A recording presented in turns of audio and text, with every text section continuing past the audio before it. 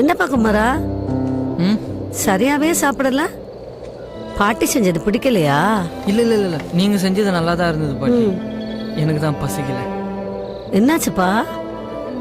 நம்ம வாழ்க்கை கடைசி வரைக்கும் இப்படியே போயிடுமோன்னு சொல்லிட்டு ரொம்ப பயமா இருக்கு பாட்டி.